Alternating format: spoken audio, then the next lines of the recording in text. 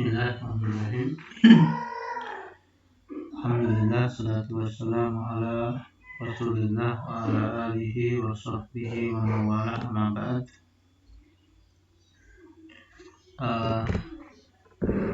Terima kasih teman-teman. Kita masuk pada pembahasan berikutnya tentang iman kepada Nabi.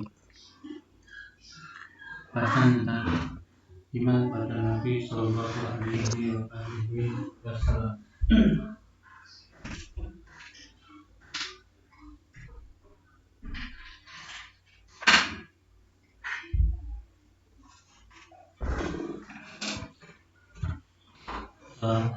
Atau dalam bahasa bukunya Sulaiman al-Asqar, beliau menyebut sebagai al-iman bil rasul war risalat. Karena sesungguhnya ar-rasul war risalat, nabi dan kitab itu tidak bisa dipisahkan. Jadi kalau kita percaya kitab, maka kita harus percaya pada yang membawa kitab. Sebaliknya kalau kita percaya pada pembawanya, maka kita harus percaya pada yang dibawa. Maka kemudian nabi dan kitab ini satu paket. Kalau kita percaya kitab ini benar, nabinya ya harus benar. Kalau nabinya benar, ya kitabnya harus benar. Enggak, saya percaya kitabnya saja, nabinya enggak. Tidak bisa. Ini masalahnya. Kalau terjadi begitu, itu masalah. Makanya beliau membuat buku atau dibuat satu tema, iman berrasul berrisalah, atau iman berrasul berrisalah, iman dengan rasul dan risalah. Oke, kita lanjut saja, nanti bisa ditanya jawab atau diskusi di tempat yang lain. Intinya adalah iman pada Nabi dan kitab ini satu paket yang tidak bisa dipisah. Ketika kita percaya bahwa Quran ini benar, maka yang bawa mesti benar. Kalau Quran ini dari Allah, maka Muhammad Rasulullah SAW itu benar. Kalau Muhammad Rasulullah, maka ininya kitabnya juga harus benar. Ini satu paket. Oke. Jangan diajak berpikir dipatah-patah itu atau dipotong-potong itu bisa begitu ya. Jadi kita percaya pada kitab saja, nabinya nggak usah gitu. Itu bisa. Secara logika nggak masuk lagi. Dari ukuran apapun nggak bisa. Oke. Nabi dari kata naba. Jadi nanti ada dua istilahnya. Ada namanya nabi, ada rasul. Nabi itu konon dari kata naba. Naba itu berita. Jadi nabi itu kenapa disebut nabi? Karena membawa berita. Ada juga yang mengatakan kata nabi itu dari kata nabwah. Nabwatun, nun ba wawu tak marbutah, nabwatun. Artinya zuhur itu nampak. Karena nabi disebut nabi, pembawa berita disebut nabi gitu ya. Itu karena dia kalau bahasa kita itu tokoh di komunitas dia, orang yang terlihat di komunitas dia, itu nabuah. Jadi nabi disebut nabi karena nabuah. Ada yang bilang begitu. Tapi yang populer adalah nabi itu dari kata naba, artinya berita. Jadi nabi disebut nabi karena secara bahasa karena dia membawa berita. Rasul disebut rasul karena dari kata risalah atau irsal. Irsal itu misi. Jadi rasul itu pembawa misi, pembawa pesan atau yang diutus. Artinya rasul itu misionaris gitu ya. Secara bahasa begitu. Tidak jadi masalah sebenarnya. Setiap Islam setiap agama itu misi gitu ya. Pembawanya yang misionaris. Persoalannya adalah jangan pada kata misionarisnya, tapi persoalannya adalah pada yang dia bawa itu apa gitu.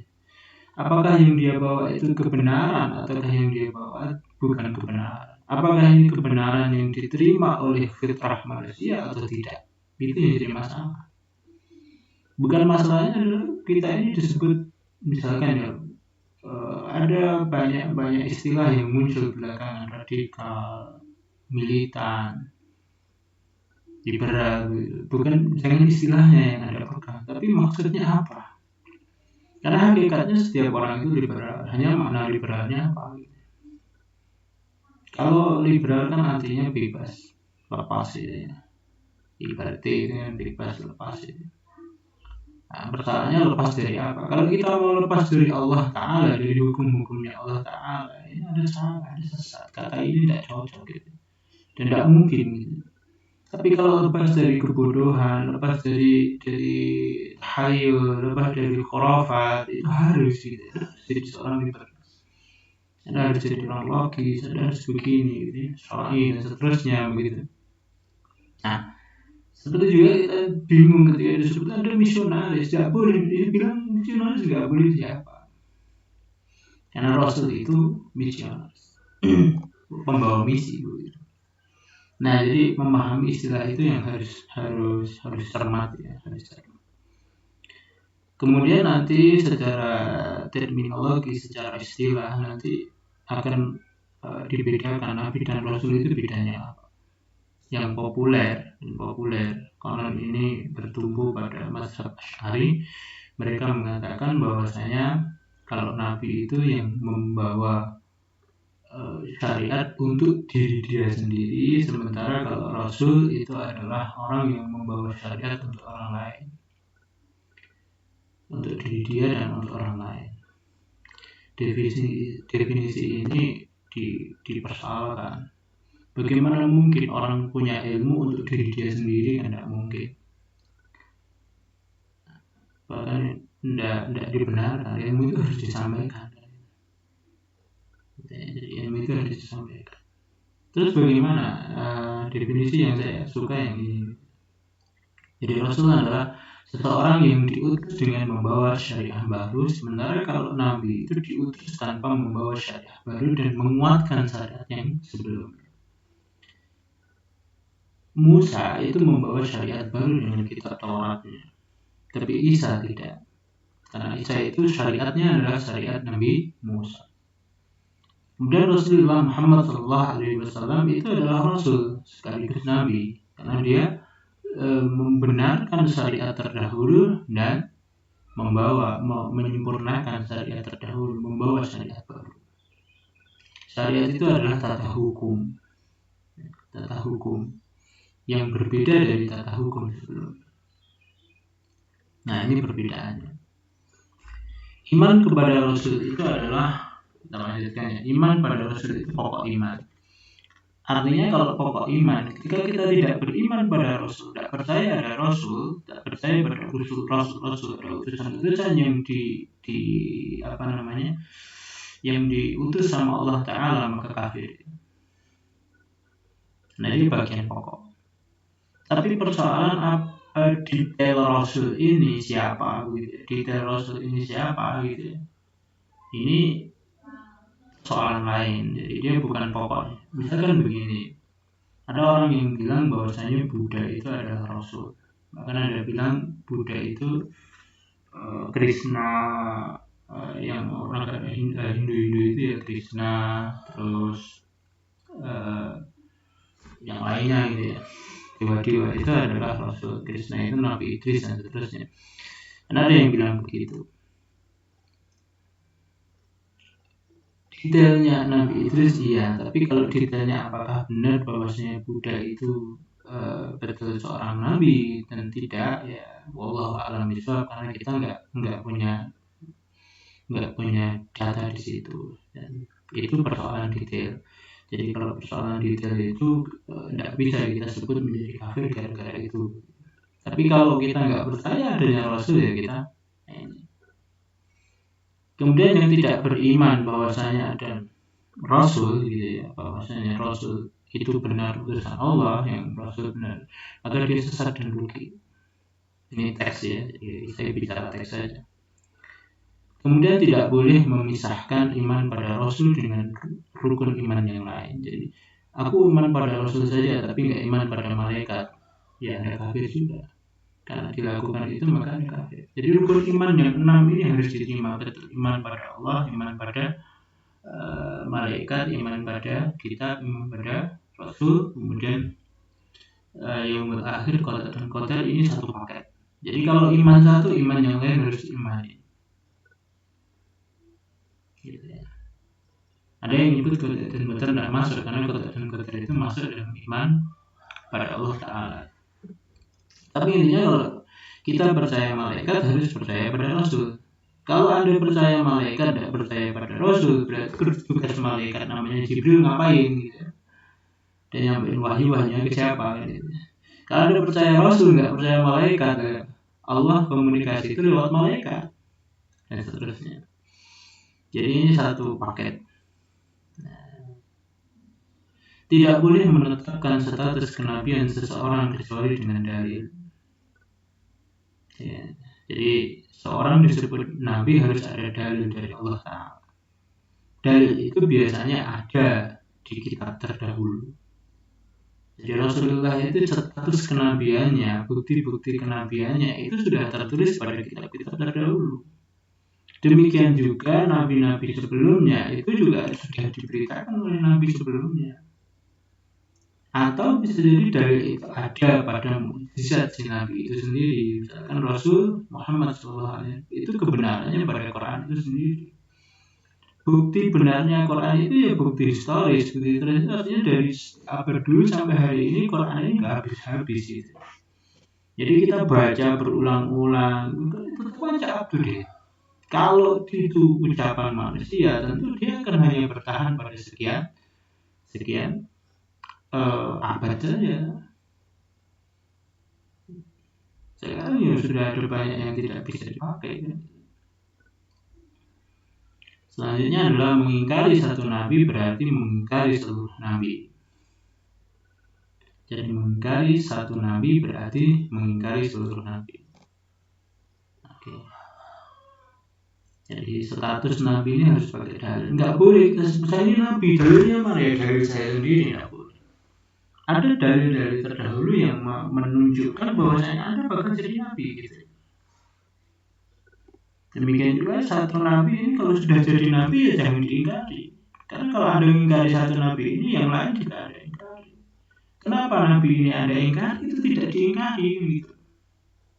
Makanya kalau kita percaya Rasulullah Muhammad SAW itu adalah Rasul, itu nabi, maka kita harus yakin bahwa Isa itu juga nabi. Kita harus percaya Musa itu juga nabi. Seluruh yang disebut di Quran sebagai nabi harus kita percaya.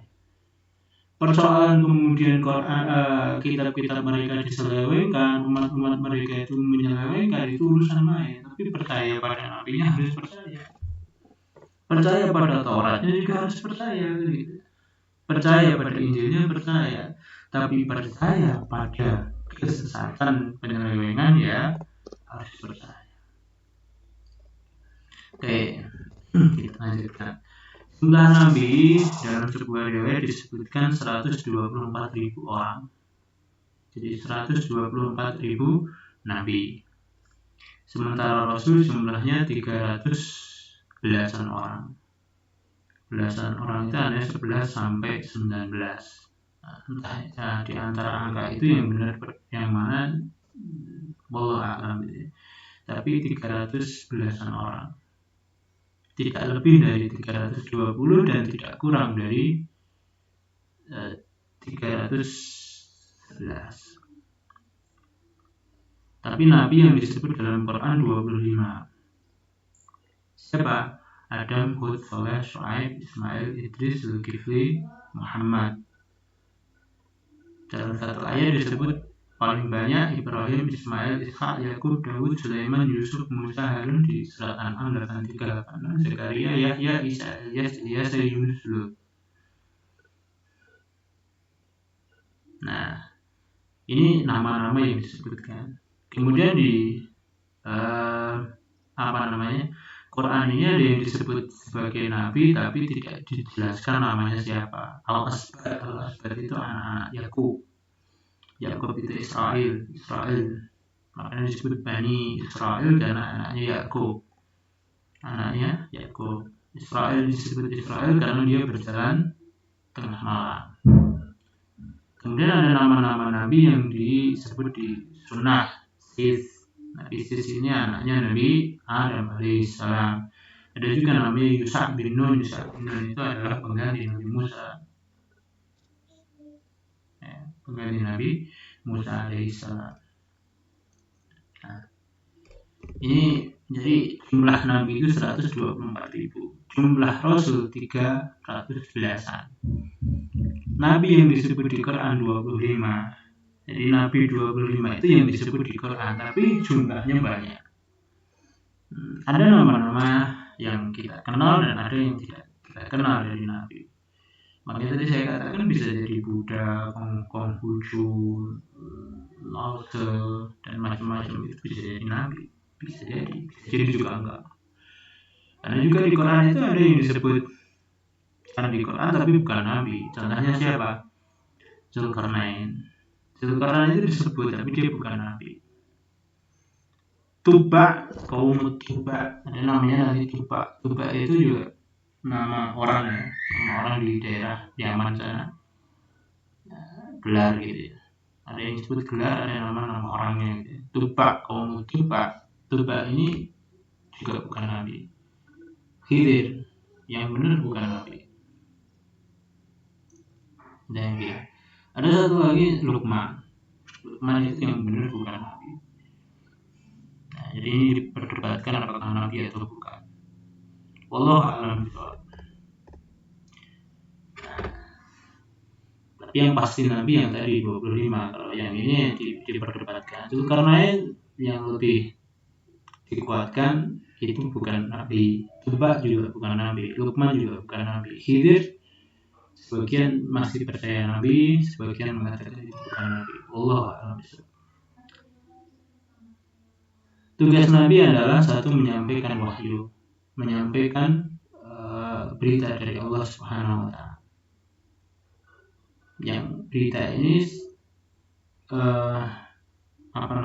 menjelaskan tentang hakikat Allah, kemudian hakikat alam, hakikat tugas kita di dunia ini, terus kemudian bagaimana kita bertindak yang baik di dunia ini untuk menuju pada akhirat. Nah, ini tugasnya menyampaikan wahyu. Yang paling utama adalah menyampaikan tauhid. Kita harus taat pada Allah, mengisahkan Allah Ta'ala. Kemudian menyeru pada Allah Ta'ala, berdakwah. Jadi tugasnya itu mengajak manusia ke Allah Ta'ala, berdakwah ilallah. Jadi mengajak pada Allah Ta'ala. Jadi setelah disampaikan ya diajak. Jadi bukan hanya menyampaikan habis itu ditinggal, diajak. Menyeru, diseru, diajak. Yang namanya diajak itu bukan berarti ayo gitu doang, enggak. Tapi ya dikasih contoh dan seterusnya gitu. Itu namanya mengajak. Nah, ini peran-peran nabi.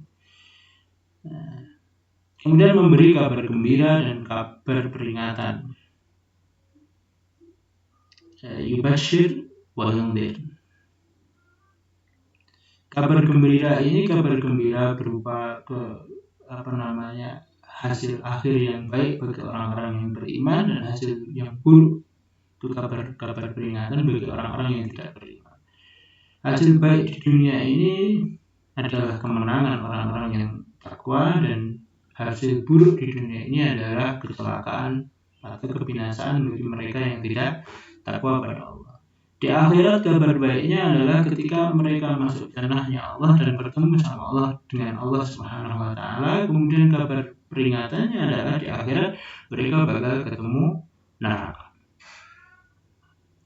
Kabar baik itu adalah bikin kita berbahagia. Islam ini adalah sesuai dengan fitrah kita, sesuai dengan akal kita, sesuai dengan hakikat diri kita.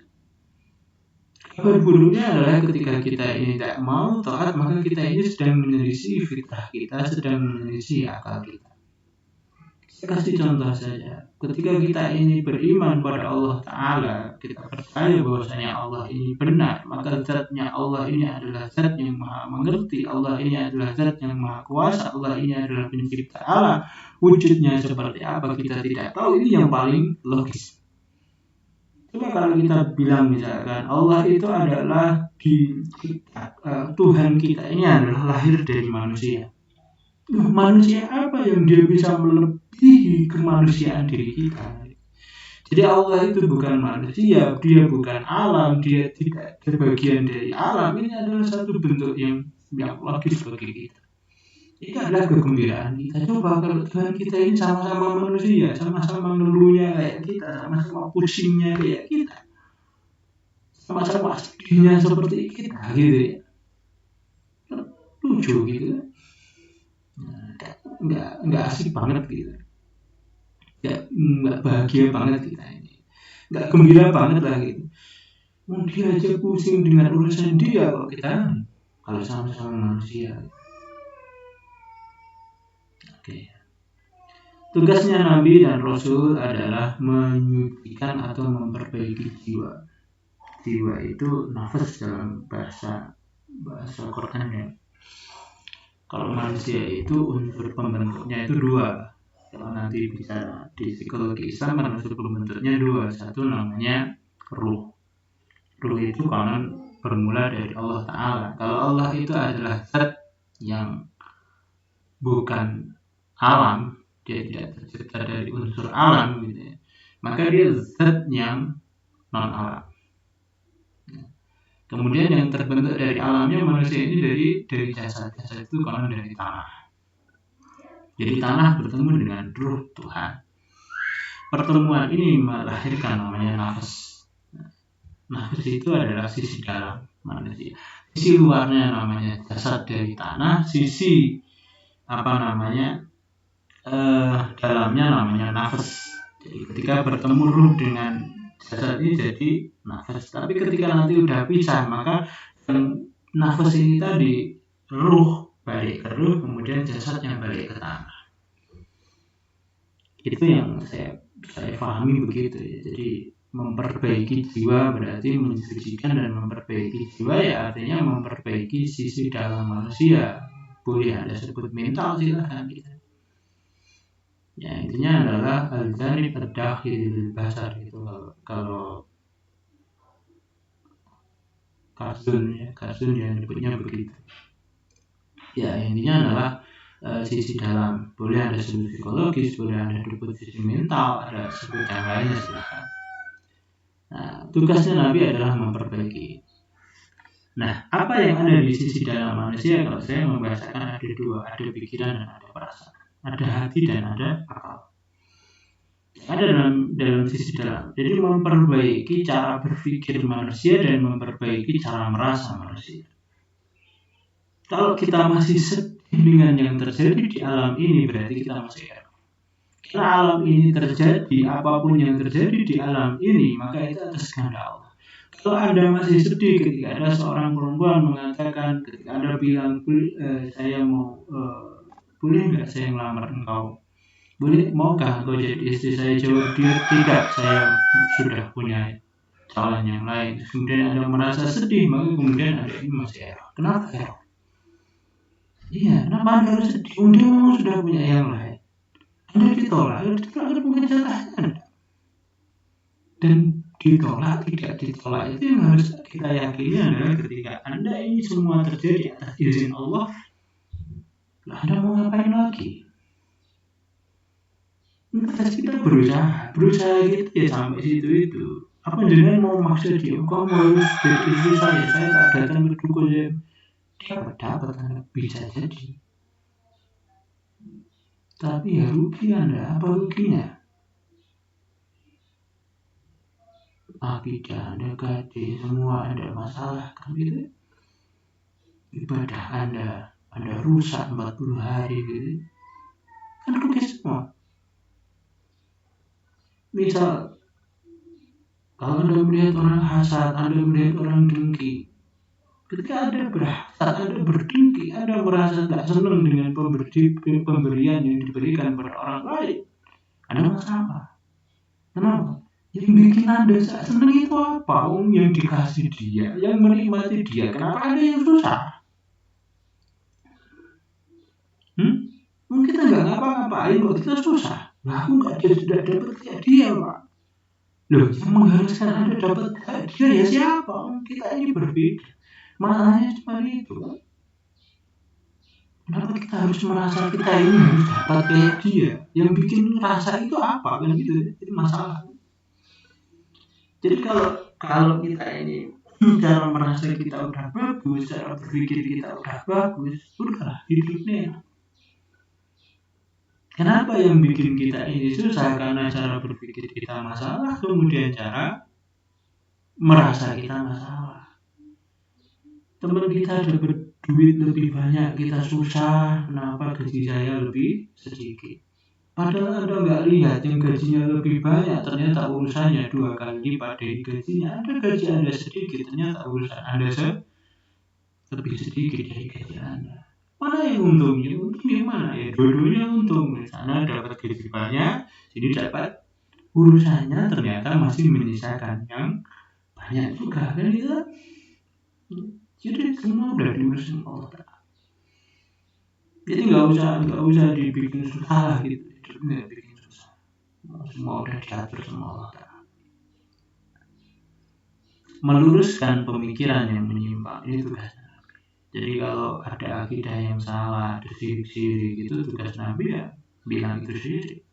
Kalau hal-hal yang khurafat ya tugas Nabi ya itu khurafat. Ya. Contohnya adalah ketika orang-orang orang-orang Arab itu mereka punya banyak Tuhan, banyak berhala yang mereka sembah. Sementara Nabi Muhammad SAW punya satu Tuhan. Nah, dan setelahnya mereka bisa bertanya begini, kami aja yang punya Tuhan banyak itu urusan kami gak selesai. Nah kamu Tuhan kamu cuma satu, bagaimana selesai urusan kamu? Ini cara berpikir yang salah. Ya, cara berpikir yang salah. Yang benar yang cepat selesai kalau Tuhannya satu. Kalau Tuhannya banyak nggak selesai benar. Seperti juga ketika kita ini bekerja dengan satu bos, satu manajer satu, dengan manajer banyak, itu cepat kelar yang mana? Kelar yang manajer satu, yang bos satu. Coba manajer banyak, yang satu bilang A, yang satu bilang B, yang satu bilang C. Stres lagi gitu. Pusing lagi gitu. Oke. Jadi meluruskan cara berpikir. Jadi berpikir yang benar itu ya harusnya Tuhan satu. Gak banyak gitu. Oke. Menegakkan hujah itu artinya alasan. Hujah itu adalah alasan argumentatif ketika memang harus dijatuhkan siksa, maka kemudian Allah kita udah nggak bisa jadi bukti kebenaran. Jadi kalau Quran udah sampai ke kita udah dengar Quran, kita udah baca Quran, kemudian kalau kita besok bilang ke Allah saya nggak dengar Quran, nggak paham Quran, nah Quran udah sampai ke kita, itu namanya hujah. Jadi kalau Nabi ini udah nerangkan ke kita, memberitahu kepada kita Tuhan itu Esa, kita nggak mau percaya bahwasanya Tuhan itu Ahad gitu. Bahwasanya kita harus sholat, kita harus khusyuk, kita harus begini, kita nggak percaya, itu besok ketidakpercayaan itu akan apa yang disampaikan Nabi itu udah jadi hujah bagi kita. Makanya Quran itu hujjatun laka au hujjatun lana au alaina, atau hujjatun laka au alaik. Jadi Quran itu adalah hujjah yang memberikan kabar berita kebaikan pada kita atau memberikan kabar celaka pada kita. Jadi Quran udah sampai ke kita, kalau kita mempercayai Quran, mengikuti Quran dan menjalani Quran, maka itu kabar baik bagi kita. Tapi kalau kita membantai Quran, itu kabar buruk bagi kita. Nah, tugas terakhir adalah mensiasati umat. Jadi salah satu tugas Nabi itu adalah menjadi kalau bahasanya khalifahnya. menjadi pemimpin, jadi politik. Jadi jangan bilang bahwasanya politik itu nggak boleh dengan Islam, salah. Islam harus tahu politik, tapi Islam bukan politik. Hanya harus dibedakan. Di politik itu bukan satu-satunya di Islam gitu ya, tapi Islam ada bagian namanya politik. Nabi itu bukan satu-satunya yang ngurus politik gitu. Tapi politik itu bagian dari Nabi. Jadi urusan politik, urusan ekonomi, sosial, budaya itu bagian dari Islam. Itu diurus semua. Jadi Nabi itu berislam itu bukan hanya soal akidah, bukan hanya soal ibadah, enggak. Tapi bagaimana kita menjadi bagian dari masyarakat dan melakukan itu di masyarakat, itu bagian. Itu tugas Nabi dan tugas umatnya juga. Karena di fikih, di bab fikih itu nanti bukan hanya fikih itu bukan hanya ngurus soal sholat atau haram, bukan itu, bukan hanya haji itu iya, tapi juga ada di sana buyu, juga ada di sana jihad, juga ada di sana diat, juga ada di sana macam-macam persoalan lain, gitu ya. Itu tugas Rasul.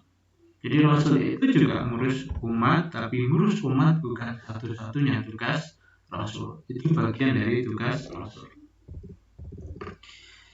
Kemudian sifat Nabi. Satu, Nabi itu manusia. Tidak pernah dan tidak akan menjadi Tuhan, atau tidak akan pernah menjadi Allah. Oke, jadi ini Nabi itu manusia. Ini penting ya. Jadi tidak ada status istimewa yang dimiliki Nabi gara-gara dia jadi Nabi. Enggak, dia tetap manusia. Dia juga lapar, dia juga butuh makan, dia juga lelah, dia butuh tidur begitu. Oke. Itu ya. Ini Nabi. Hanya kemudian dia adalah manusia sempurna. Jadi manusia sempurna. Kalau bagian tubuh manusia itu kita bagi jadi dua, ada fisik dan non fisik begitu. Fisik beliau itu adalah fisik paling sempurna. Dari sisi ketampanan, dari sisi ketegapan, dari sisi kebugaran, dari sisi tubuh yang ideal gitu ya. Itu ya tubuhnya Nabi. Gaya berjalan dan seterusnya itu ya tubuhnya Nabi. Jadi secara fisik itu yang paling bagus adalah Rasulullah Muhammad SAW. Kemudian dari sisi non fisik ya jangan tanya lagi, non fisik lebih hebat lagi. Coba Anda bayangkan satu ceritanya Anas bin Malik radhiyallahu anhu. Saya pernah menjadi pelayan Rasulullah, khadim Rasul sallallahu alaihi wasallam 10 tahun. Jadi 10 tahun menjadi khadimnya Rasulullah, menjadi pelayannya Rasulullah. Selama 10 tahun itu saya tidak pernah mendengar Rasulullah mengatakan jangan lakukan ini, jangan lakukan itu. Ketika ada sesuatu, misal piring pecah atau apa, atau yang ini, beliau juga tidak pernah marah-marah.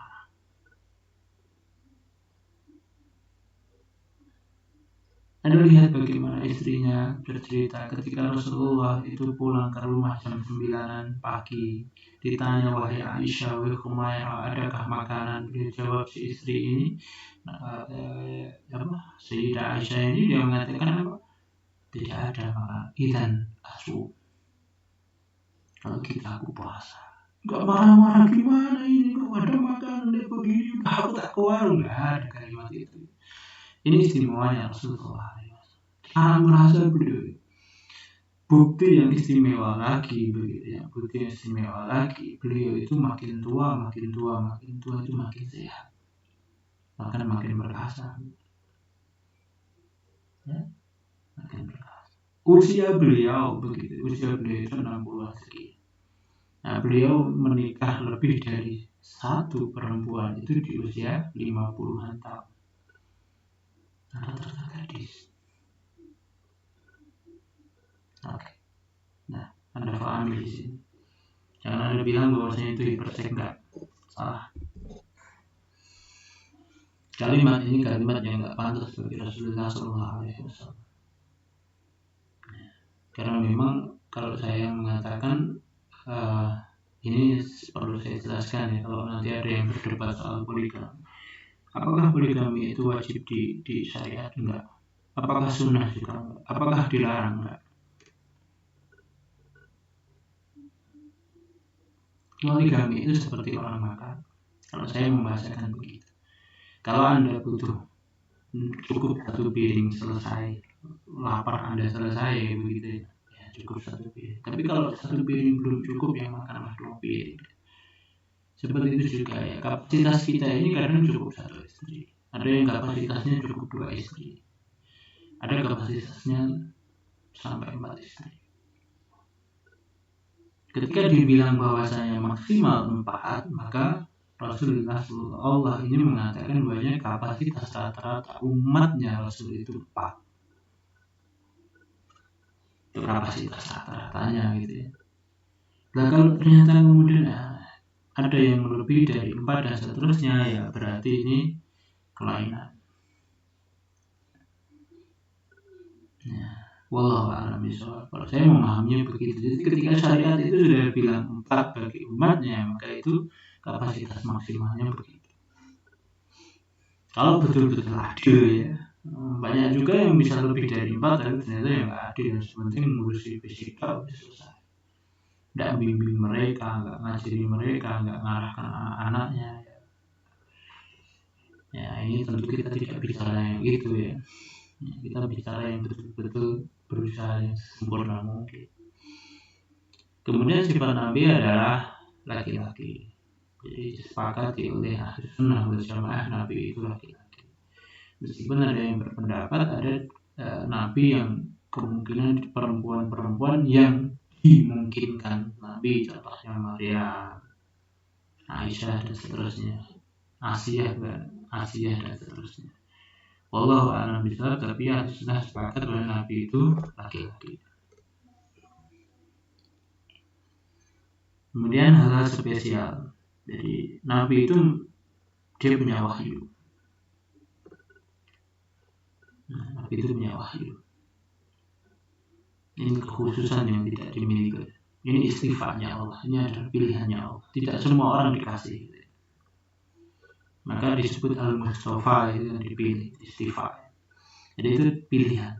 Jadi Nabi ini adalah dari sekian orang ini dipilih sama Allah. Kalau udah pilihan ya udah, kita nggak bisa protes. Meskipun Mu'tazilah kalau berpendapat bahwasanya orang bisa jadi nabi gara-gara berpikir, tapi pendapat ini tidak populer. Dan yang pasti kalau Anda bisa berpikir, mengetahui butuhnya Tuhan, Anda tidak tahu detailnya Tuhan siapa. Secerdas apapun kalau nggak ada wahyu, bagaimana Anda mengenal Allah?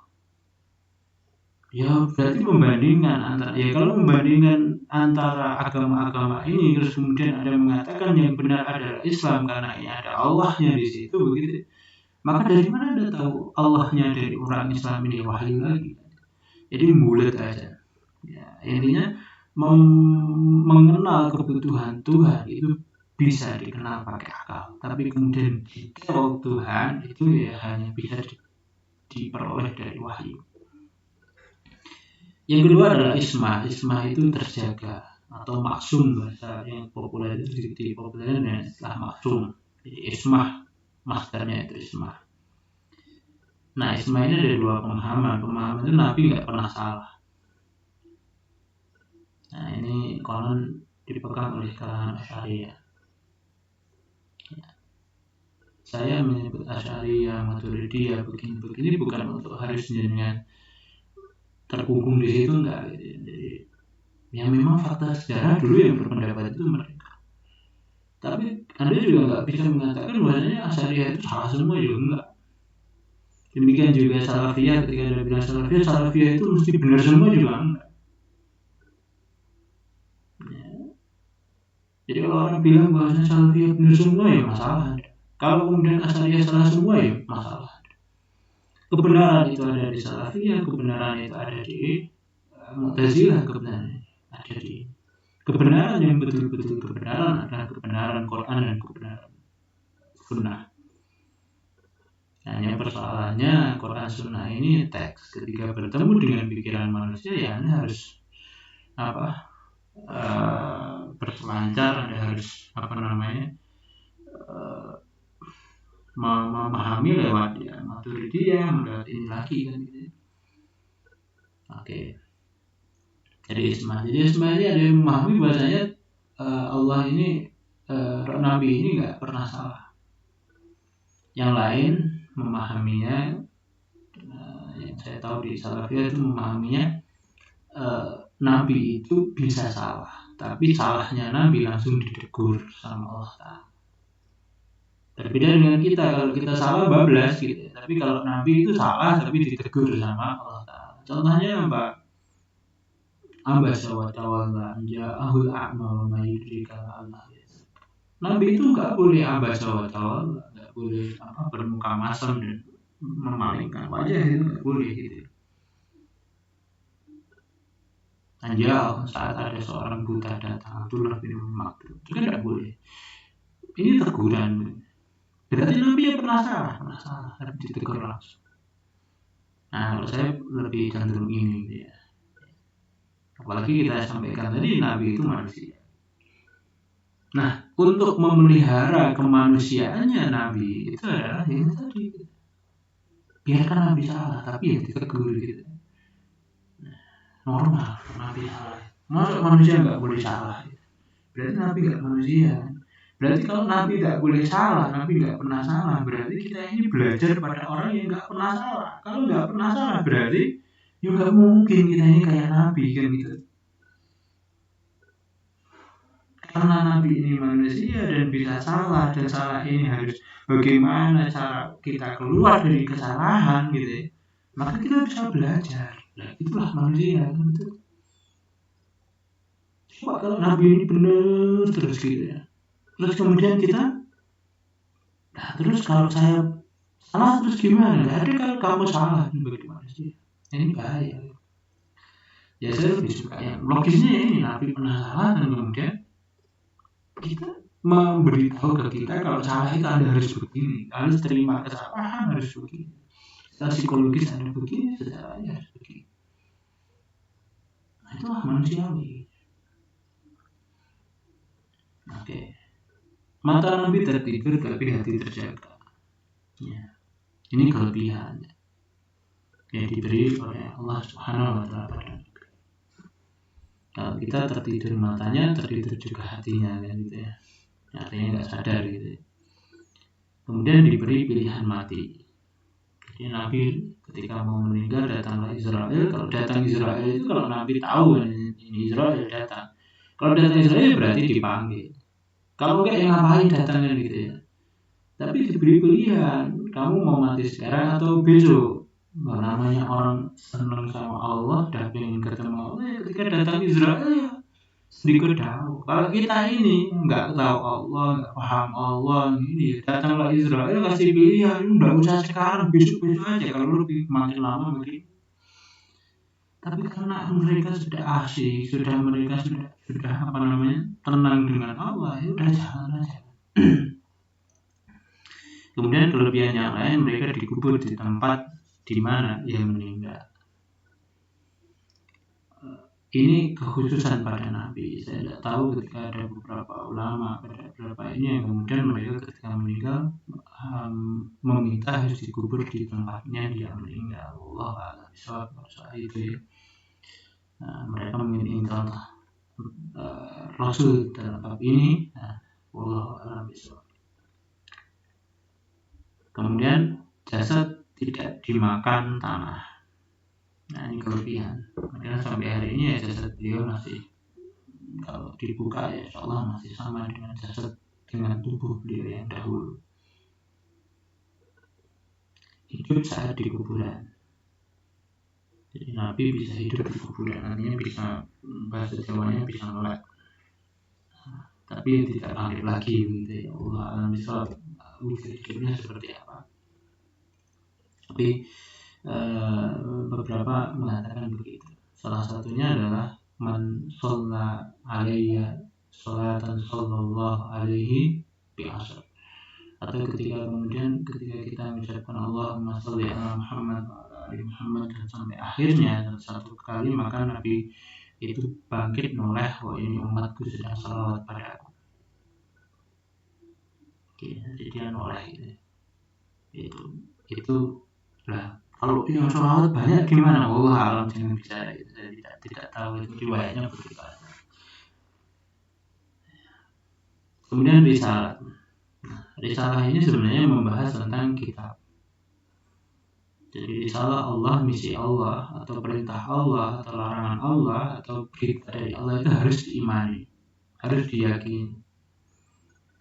Risalah itu diturunkan dari langit, ada yang berupa kitab langsung seperti Taurat, ada yang berupa kitab yang didiktekan musyafahah kalam seperti Al-Qur'an. Ada yang kitab langsung satu mushaf, satu buku gitu ya. Ada yang didiktekan dulu. Nah, baru kemudian dibikin kitab di dunia ini begitu ya. Ada yang berupa lembaran, sering disebut sebagai suhuf gitu ya. Ada juga yang tanpa lembar. Ya, jadi lisan, ada wahyu bentuknya lembaran, ada wahyu yang wujudnya tanpa lembaran, jadi tanpa kitab. Apapun itu yang nabi-nabi model itu ya, riwayat kitab-kitab yang datang, risalah yang datang kepada Rasul gitu, atau Nabi, apapun bentuknya kita harus mengimani. Nah, dalilnya ini surat Al-Baqarah 136. Qulu amanna billahi wa ma unzila ilaina wa ma unzila ila Ibrahim wa Ismail wa Ishaq wa Yaqub wal asbat wa ma utiya Musa wa Isa wa ma utiya an-nabiyyuna min rabbihim la nufarriqu baina ahadin minhum wa nahnu lahu muslimun.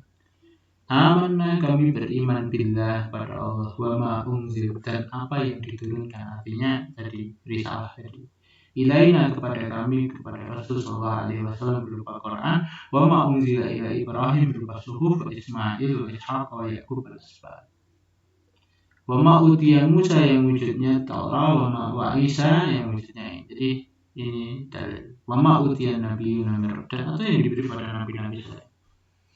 Jadi kita harus percaya pada kitabnya Allah Ta'ala, percaya pada risalahnya Allah Subhanahu wa Ta'ala.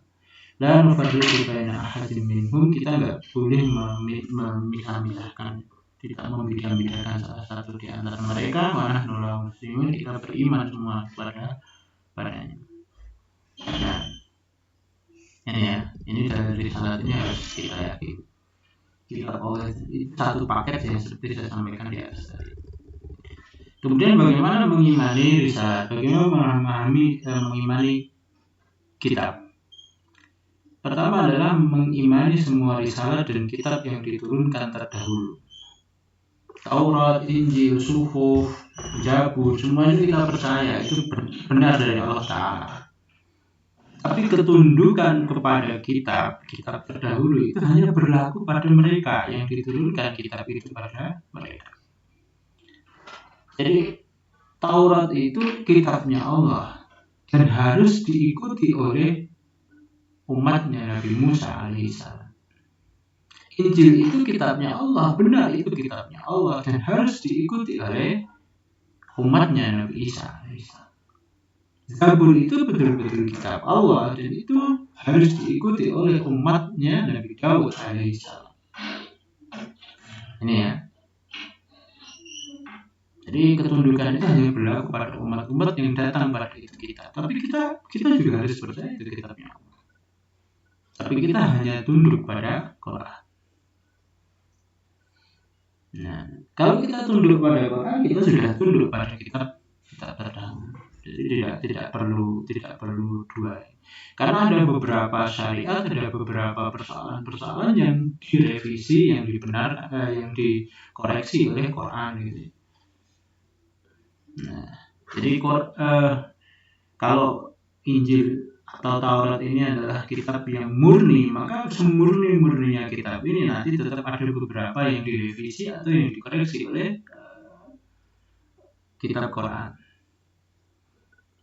Nah kalau nyeleweng lebih parah lagi kan gitu ya. Oke, itu sudah jelas direvisi betul. Murninya aja direvisi, apalagi nyelewengnya. Meyakini semua risalah itu saling membenarkan, bukan saling mendustakan. Harusnya. Kalau itu sumbernya satu dari Allah Ta'ala, nggak boleh bertentangan. Tapi ketika bertentangan, saling mendustakan gitu ya. Yang satu kemudian bilang ada 3 Tuhan, yang satu bilang 1 Tuhan. Nah ini nggak mungkin, ini mesti ada yang error gitu. Ada yang salah. Sumbernya sama dari Allah gitu. Jadi semua kitab ini harusnya saling membenarkan, bukan saling mendustakan. Hanya persoalannya kenapa sekarang saling mendustakan? Karena riwayatnya, transmisinya, periwayatannya sampai kitanya itu sudah mengalami reduksi di sana, pengurangan di sana.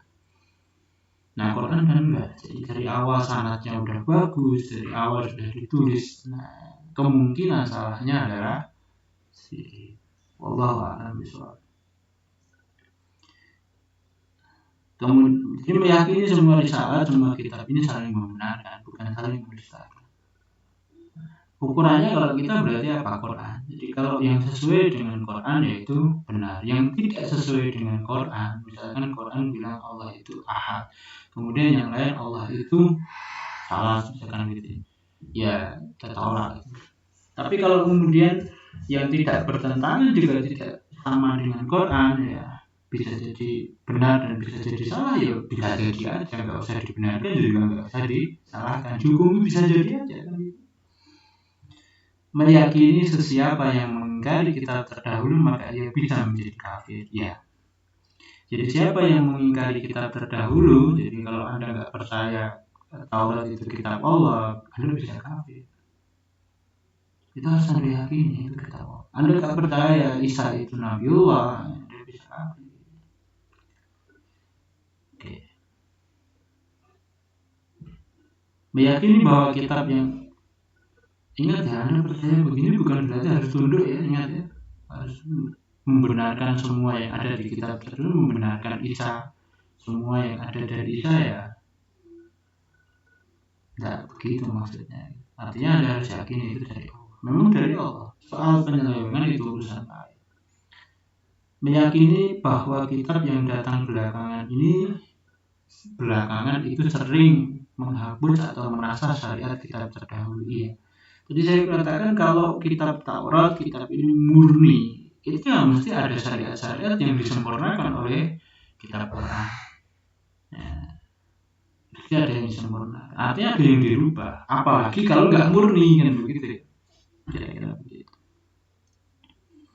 Jadi meyakini bahwa kitab yang datang belakangan itu sering menghapus kitab yang terdahulu. Terakhir, meyakini Al-Quran adalah kitab Allah dan tunduk serta mengamalkan perintah dan larangan. Kewajiban terhadap kitab Quran itu iman dan beramal. Tetapi kalau kitab sebelum Quran itu hanya iman saja, beramallah dengan Quran gitu ya. Wallahu a'lam bishawab. Ini yang kita bisa sampaikan di materi tentang iman kepada Nabi dan juga iman pada kitab. Nah, selanjutnya silahkan Anda pelajari, silahkan Anda diskusikan, kemudian boleh Anda nanti dikumpulkan, boleh di grup WA dulu ya, sebelum saya upload di Open Learning. Anda boleh diskusi dulu di grup WA, kemudian atau ada di bawah ini, kemudian nanti seperti dahulu silahkan direkap persoalannya di bawah video ini juga boleh, silahkan direkap.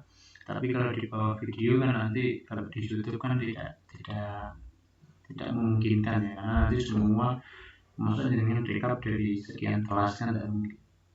Wallahu a'lam bishawab. Saya mohon maaf. Subhanakallahumma wa bihamdika asyhadu an la ilaha illa anta astaghfiruka wa atubu ilaik. Assalamualaikum.